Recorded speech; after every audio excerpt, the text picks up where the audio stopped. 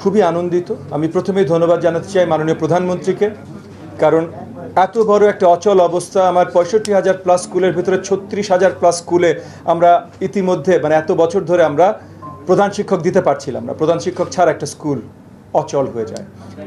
সেইটার সকল ধরনের ঝামেলা অসুবিধা আমরা বহু বছর ধরে ভুগছিলাম। গত 4 মাস ধরে মাননীয় মন্ত্রী মহোদয়, আমরা ভুগছিলাম, আমাদের সচিব মহোদয় যারাই আছেন কর্মরত। সো মাননীয় প্রধানমন্ত্রী, যেটা মাননীয় মন্ত্রী মহোদয় পরিষ্কার করেছেন, মাননীয় প্রধানমন্ত্রী প্রথম থেকে আমাদেরকে যতখানি সহযোগিতা করা সম্ভব সরকারি জায়গা থেকে, কারণ কোর্ট ব্যবস্থা পুরোপুরি ইন্ডিপেন্ডেন্ট, কিন্তু মাননীয় অ্যাটর্নি জেনারেল আমাদেরকে পুরোপুরিভাবে সহযোগিতা করেছেন।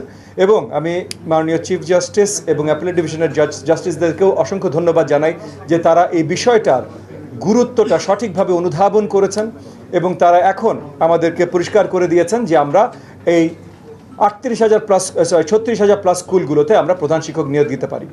সো আমার অনুভূতিটা আমি মনে করি আপনারা সবাই বুঝতে পারছেন, কিন্তু আমার অনুভূতিটা আসলে আমাদের মন্ত্রণালয়ের সাথে জড়িত সকলের সেম অনুভূতি। আমরা আনন্দে উচ্ছ্বাসিত এবং শিক্ষা ব্যবস্থার যে জটিলতাগুলো আছে সেগুলো থেকে বের হয়ে আসার জন্য যা কিছু বড় বড় কাজ আছে তার ভিতরে বড় একটা জটিলতা সেই 2017 থেকে আটকে ছিল এই প্রধান শিক্ষকের নিয়োগ। এটা থেকে আমরা বেরিয়ে আসতে সক্ষম হয়েছি। তার জন্য আবারও আমার সকল কলিগস এবং আমাদের মন্ত্রী মহোদয় যার নেতৃত্বে মন্ত্রণালয় চলছে